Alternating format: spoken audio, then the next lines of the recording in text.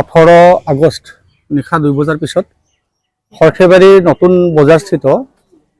বিবি metal ষ্টৰৰ পৰা কাহৰ সামগ্ৰী চুৰি হৈছিলে আৰু এই চুৰি সামগ্ৰীখিনি অতি তৎপৰতাৰে 24 ঘণ্টা নহওঁতে চোৰ কৰায়ত্বৰ লগতে চুৰি হোৱা সামগ্ৰী